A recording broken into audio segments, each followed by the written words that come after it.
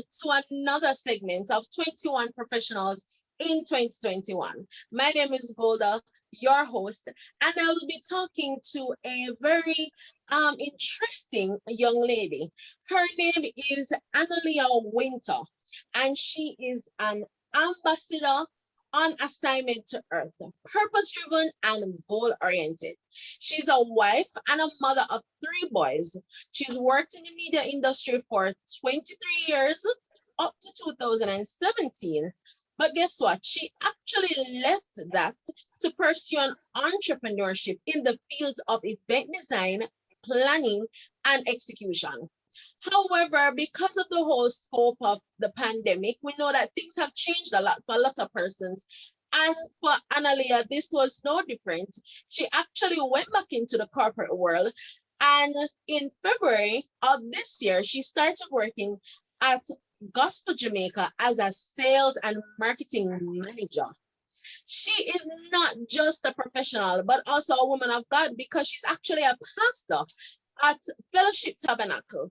Now, because of her years of experience in serving people in the church, she thrives on this serving and giving hope and lending and helping hand to others. She sees herself as uniquely balanced and as a people task oriented person. She considers herself an out of the box thinker. So I want you all to, of course, type in the comments section and welcome Annoleah Wynter, our guest today. So thank you so much, Annoleah, for being with us today on DIY Professionals. Thank you so much, DIY, for having me this evening. It's an honor. Okay. All right. So the first thing that kind of jumped out at me as I was, going through your whole profile, a snapshot of who you are, I thought to myself, how does someone move from 23 years working in corporate Jamaica in media industry to switching over to become an entrepreneurship? That's a big thing because we love a lot of consistency and anything that is repetitive. So we get comfortable. How did all of this happen for you to be moving into entrepreneurship? Okay, awesome question. So you talk about persons liking to feel comfortable. I've never been the person who just kind of like things static, and the comfort of corporate or having the security of the job was never really my street. So I've done, for those 23 years, I was more a sales representative. So I earned my own money. I determined how much I earned. I determined when and where, when I went to work, or if I went to work. So I had a lot of freedom and flexibility with my job. The last 3 years of my employment, I became the sales and marketing manager. So I started at ground zero. I started as the sales rep who had no training in sales, but somebody saw something brilliant and decided that I could do well in sales, to becoming the top sales representative and just moving through the channel of becoming the sales and marketing manager. When that opportunity came, I'm sure you can imagine somebody with a lot of freedom is now being told how much I'm getting paid. Right. All the overtime that I will have to work, because as a sales and marketing manager, when everybody else is home, you have to ensure everything is taken care of. And so I had a challenge making that decision, because as I said, my salary was cut significantly. I determined it yesterday, and of course I'm there by that time, about 18 years, because I was a sales and marketing manager for 3 years. Then, I built quite a portfolio, right? Yes, and so I was sitting comfy. But even if I didn't take the position of sales and marketing manager, I had a drive, I had a desire for more. I knew that I had to make a shift within at least a year, or I felt like I was going to pop. So I was either going to take the position of the sales and marketing manager, or I was going to leave. I was going to venture into entrepreneurship from that time. Right. And I was encouraged. I had really wonderful counselors, and they encouraged me to take the position. So I took the position, and for 3 years, I sat in the chair of sales and marketing manager, and it was amazing. I was able to contribute to the development of the company in a way I would not have been able to as a sales executive. I was able to help to make decisions. I am now helping to determine the revenue, the financial stability of the company, and that made a world of difference. It was, I could dream at another level. What can this company do to advance itself and to do more? And so that was awesome for me. So when the 3 years, I committed to it for 3 years. So when 3 years came, I was ready. I was ready to go.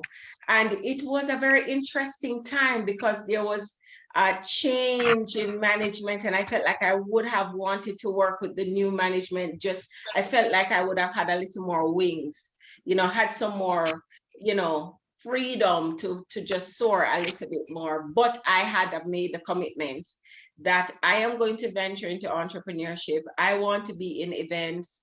I wanted to create events for people. I wanted to take significant milestones and turn them into something awesome.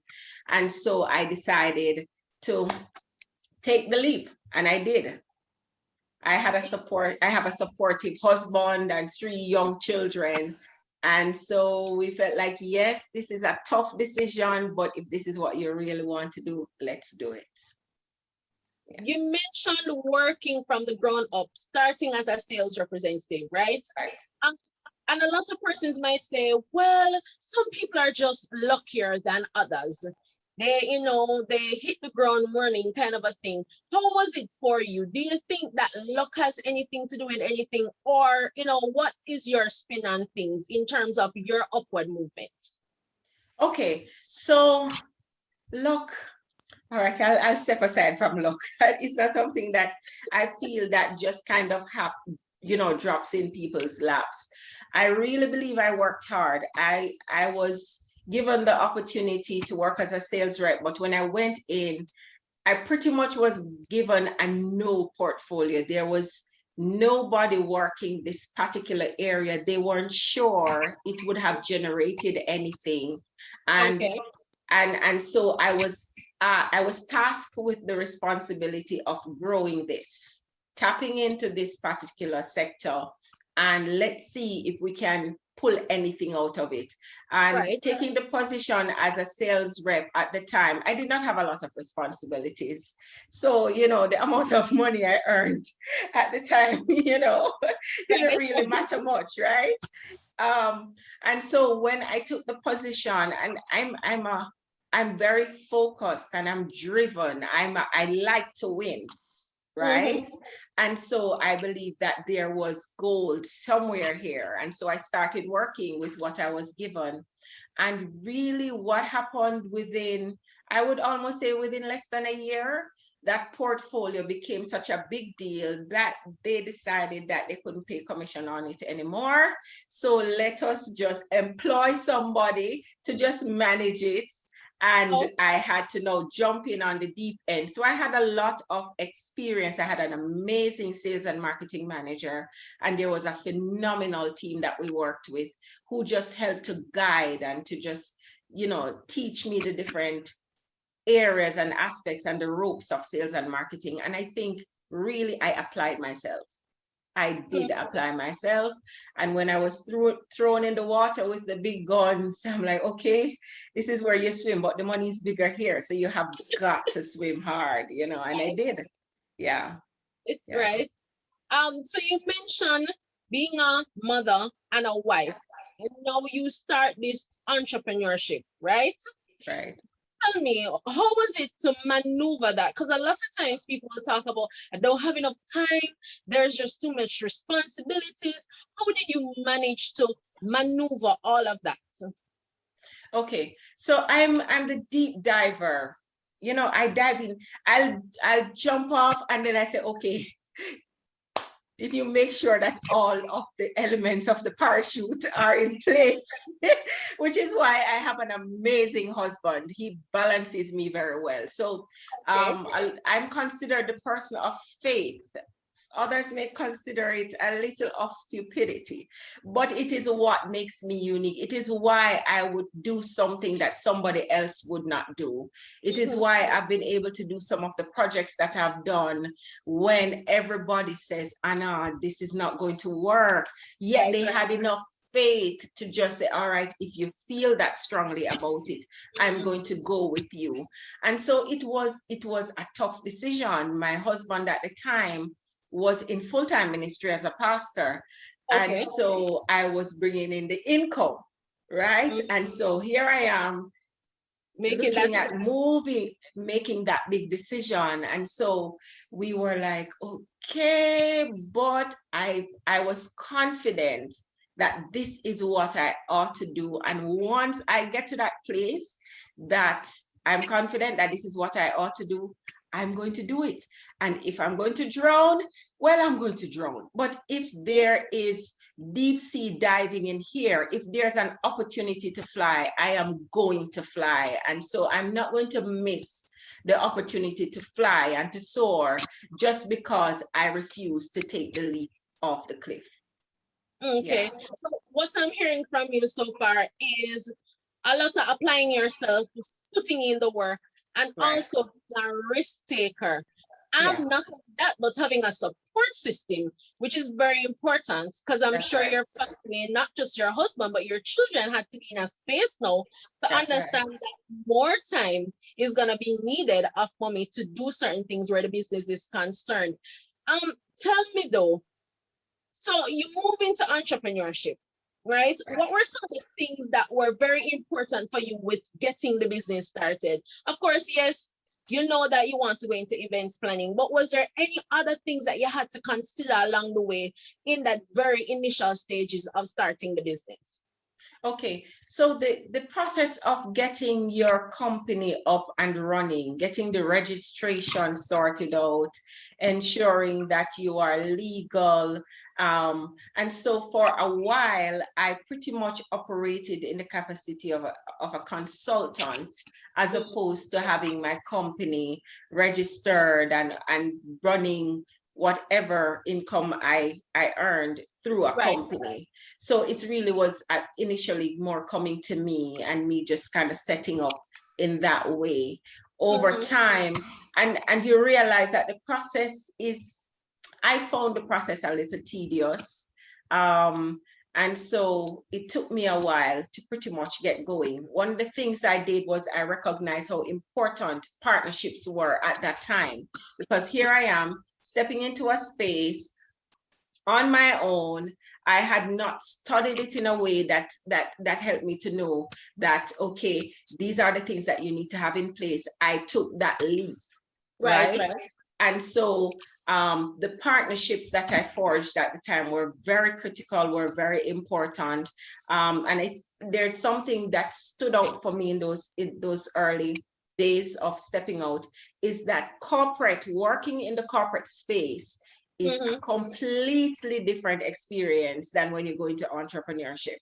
So in the corporate space, you have the support of a company, you have the Right. support of staff, you have the support of persons who you can ask to do things. When you step in as an entrepreneur, you've got to get it all done, Right. and it's a completely different experience. So that's what that stood out significantly for me. Okay. I saw the other day something called networking in stilettos. How hard was it for you as a female? Because you spoke about partnerships. How hard Right. for you was as a female to really get that networking going so that you can build those sorts of relationships that can help your business sustain itself? Okay, so coming out of a space where I had built some really wonderful relationships over 23 years, I pretty Right. much had access to people who were willing to give me the support that I needed and who are willing to see me succeed. Even though when you're coming out of the corporate space, you feel a lot more confident. And when you get out there, in a way, nobody remembers. Mhm. You know what I mean? And so Yeah. you are more alone than you thought you would have been. But I did have some really good support. The networking, I tried to make sure I stayed in the know of what was happening.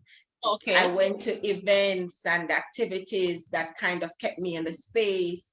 I made sure I was accessible to those who were doing the things, because planning the events that I wanted. So I consider events design, events that I create and pull together, and I bring the audience into the space. But I did more of executing. I did a few of those, but there's a difference when you are planning an event and trying to get however many persons into the space. And so I've had a few of those, but I had more in terms of doing events for others. So others were doing their launches, or they were doing, I still did some amount of sales and marketing because I'm coming out of that. So persons were drawn to that. And so I did more of executing events for others. So that really kind of helped to level the platform and balance me a little bit when the things that, because I would need time to grow my personal events. Okay. Yeah. So then what I'm hearing from you is that once you hit the ground running and you start adulting, so you're in the workspace, you don't know who you're going to meet today that might impact you 10 years later. Exactly. That might be substantial to something, some job, some work, something that you're going to launch that can add that value. So it's important to always position yourself and ensure that you are building those kind of relationships as you go along in your career, in your day-to-day. Exactly. I agree, because I was on the brink of a turning point as an entrepreneur. I had come in connection with I did a course somewhere, and the brains behind the course felt like this girl has something very special and unique. Right. And so they do a number of events in Jamaica, and they felt like I was their go-to person. And pretty much we were on the verge of, they've done some events before and used some other persons, but he said, this year, I want you to manage this. I want you to take this over. And it would have been a major turning point for me, because they operate in the corporate space. And sometimes you do need, persons may know me marketing wise, but they don't know this side of me. So if that was positioning, that would have propelled me in a way that would have made a major difference. And then COVID came. Oh my God. And all events were canceled. And I became a mother.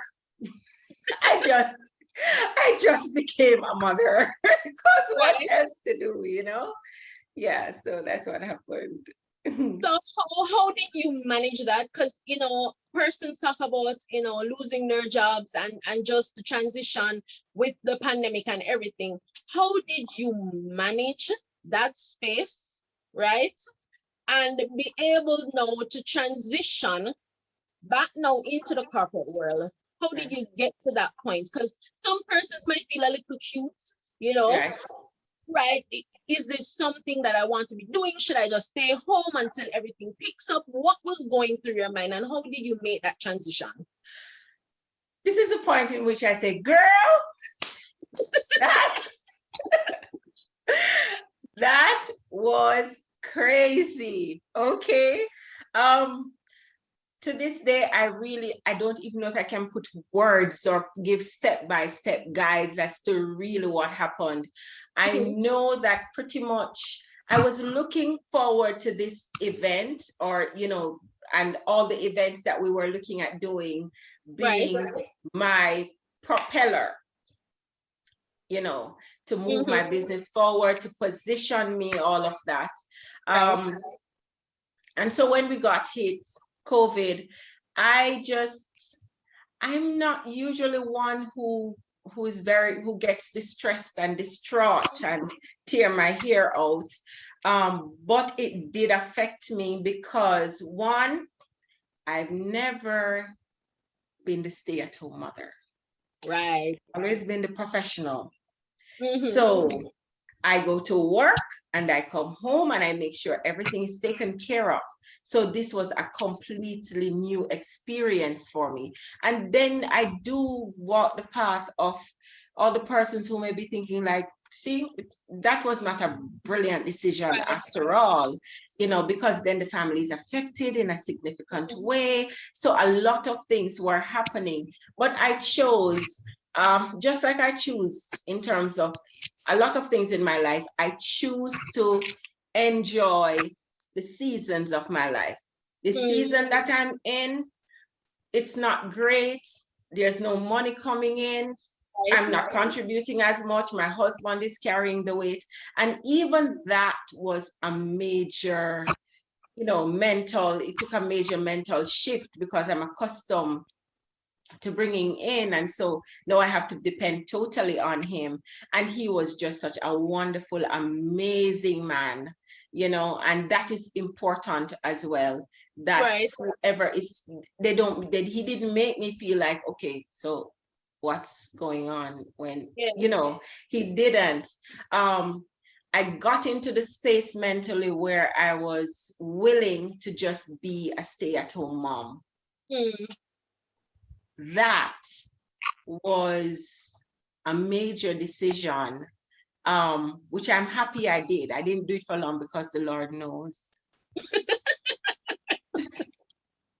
Do I need I say anymore? Need I? Okay. And so, but it was very important that I was here, especially for that first 2 terms of the children being online with Right. COVID. And so I felt like it was an amazing opportunity for me to be with my children. And I always knew, and the time is coming that I am going to be going again. So guess what? Hold this down and hold it down very well. And so Right. that was my posture. That was my position that, Anna, you are going to go again. This is not it. I felt it in my gut that this is not it, but you don't want to step to it before the time. I don't want, Right. my children are young. So one is 8, one is 10 in another 2 weeks, and one is 11. Okay. Don't ask me much of that. Okay. So they are very, yeah. So they are very young. Right. And so it was very important for me to have been there the way I was. And I totally enjoyed it. There were days Mm-hmm. when it's either me or them, right? But we survived. We made it through, and so, yeah, I'm very grateful for that season before, I transitioned. Yeah. Right. A lot of times, mothers, parents on a whole, sometimes we feel as if, you know, we're not really learning that much from our children. We Mhm. feel as if we're the ones who are always teaching. But is there anything, just or one thing that you learned while being at home with your kids that changed your outlook and that gave you an extra drive to say Mm. that, listen, I've got to do this, or whatever the case might be, just one thing out of staying with them? Yeah. They are very entrepreneurial. Um, Even without us influencing them in any way, they Okay. want to they want to earn. Mommy, what can I do to earn some money? What can I do? And so out of that, they have done a few things that goes along that line. And so I realized that I have got to keep going so that I can help to fuel their dreams. Yeah, you said it. Awesome. Awesome. Awesome. All right. So now you went back into corporate world, right? Corporate Right. Jamaica. How was it going back? And so kind of that transition, because coming now out of being a business owner, I guess Right. the thought process now has changed back Yes. to working in 9 to 5 sort of a thing. So how was it for you, and what made you get through the time? Right. So during that period, things became challenging, more Mm. challenging than before. And so we had to make a decision. We either going to pack up and go to the country to live with my Right. parents, it was a very real situation. And or I am going to, I had gotten to the point where it didn't matter. I can go and get a job. But I was still always hung up a little because my children are young on a 9 to 5 and just feeling like I have to be there at 8:30 and I need to get out at 5. I still needed that level of freedom. But the major driving factor was that inner me, the entrepreneur, the corporate Right. person, the professional person was calling in a significant way. And I felt like my world was closing. Right. And my world was closing, and I would have not been as effective a mother as I would have, as I ought to be, Right. if I continued trying to be a mother and trying to stay here and trying to fit in this space because there's something else that's calling out to me. And what happened, I remember very clearly. My husband and I talked about it. We decided what we were going to do. We were going to move to the country with my parents. He would still work in Kingston. He would travel, sometimes stay in Kingston for a while. The hardest part for me is school. Moving my children to school in the country. And it's not just about in the country, because I've been very meticulous about school for them. Pretty much most of their lives. And so here I am at a point where whatever comes, and that didn't feel great, you know. And I got to the point where I was willing to let that go too. So what happened is that it's like a major test. Are you willing to let it all go? I love the city. I love Kingston. I love the lights. I like action. That's me. Right. So going back to the country, oh my God, they take a while to do everything. That is going to, okay, the church thing, I'm not going to fit into daddy's church right now, you know, and everything just kind of came. But I got to the point, and this is what I really want. I want this to come home, because I think sometimes when we go through things as people, we don't realize that we have to come to a place of rest. We can't fix everything. And I've been the one to want to fix everything. But here I am, I can't fix anything. You know, in another few months, we could be in a really tough spot with even our rent. I can't fix anything. And I got to the point where I was yielded, and I was ready to give up everything that I felt was important, everything that I think my family needs in order to move forward. And within a week of coming, I had the conversation with mommy. Mommy says, okay, there are 2 house opportunities that you have. You pretty much can choose, you know, where you want to stay. And I said, well, I'm going to stay for 6 months, and then we come back to Kingston, because I have it all worked out. I have it all worked out. And my husband said, so what if it doesn't come together in 6 months? And then I had to think about it and pray about it another little while, because that's not what is on my agenda. My agenda is country for 6 months. 6 months, we find a way, and we are back, and the kids, the children would have been online, so we're not taking them out of school. So I am working the details of all of this, you know. And so within a week of coming to that place of let go, complete let go, I got a call. And that was the turning point. Yeah. And I knew I was ready. While I was out, I was reading a little. I was kind of keeping myself alert. It was a little nerve-wracking, as you mentioned earlier, coming out of the corporate space, entrepreneurship, now a mother. It's a completely different experience. How do I fit back into corporate? It's like, I don't know what the terms are now. It's been 4 years, 3 or 4 years. The terms are different. The marketing platform is different. The media landscape has totally shifted. What do I bring to this, but I felt like I had enough in me, and I'm open to learning. And I felt like there are some things I also did not get to accomplish that I wanted to accomplish. And so here's an opportunity. And did you say opportunity? Okay, opportunity. I am going to jump at it once I get it. And so that's what I did. Okay. Did you do a lot of reading, researching to kind of get you up and running? Because I know you mentioned before that some of the terms and the jargons might change, the space is changing. Did you have to do a lot of that, researching, studying, asking questions? Okay, so I'm looking around because I want to make sure my boss or,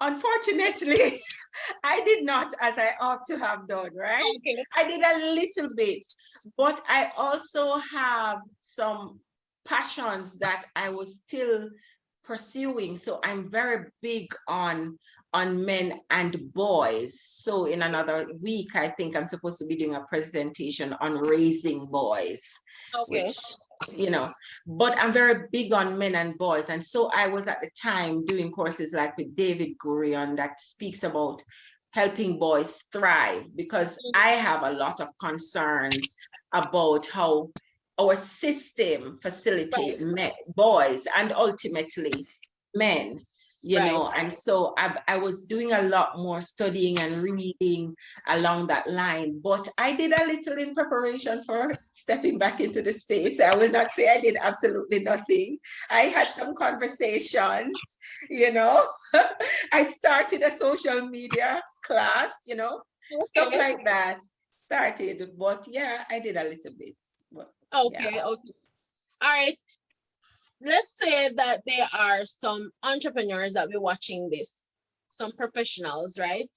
Who are kind of at that crossroads in their life. They need to make a decision, right? And they really don't know what to do next. They really don't know how to apply themselves. They really don't know if this is what I should be doing. What would be one advice you'd give to them to kind of, help them in that whole decision making and in that whole transition phase of their life? Okay, so one suggestion I would give to them, research,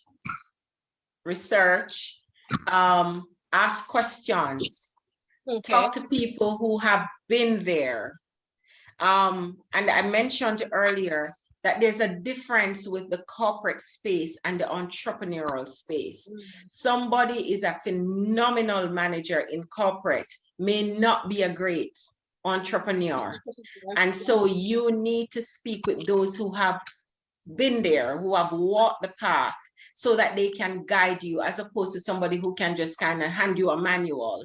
And that can help you to position and, pretty much pivot better in the area that you want to go in. I definitely would say the support and those who you lean on, where you get your information from, is critical to that process.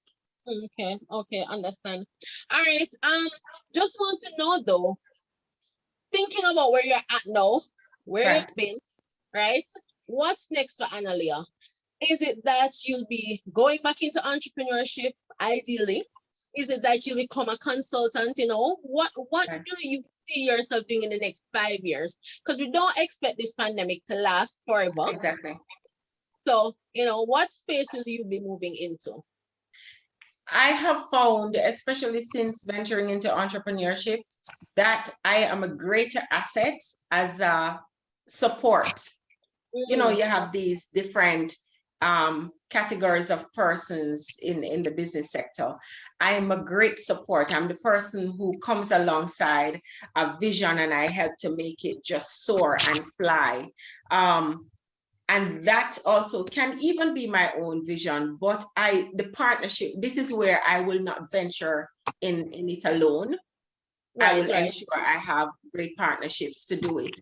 But where I am right now, I believe I have the opportunity to make a difference. And so I intend to give it my everything in order to make a difference. I still have my eyes on what do I do as it relates to men and boys, and maybe Okay. building something out along the path there. I think I would love to be a part of a foundation, even run a Mm, foundation. And again, it does not need to be my foundation. right, I right. can come alongside.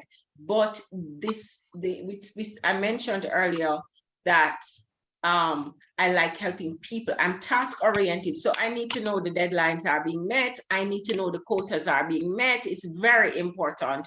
Right, But I right. am not going to run you over in trying Mm, to get those met. I'm still very conscious of the people that I work with. Um, and so I'm one who with a servant's heart.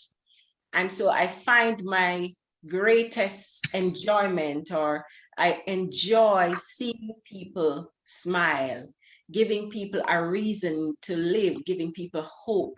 And so from that perspective, I would love to continue to work in that area. Maybe not forever as a sales and marketing manager or in the sales and marketing field, but coming alongside something that has a great purpose, a great, what do you call it?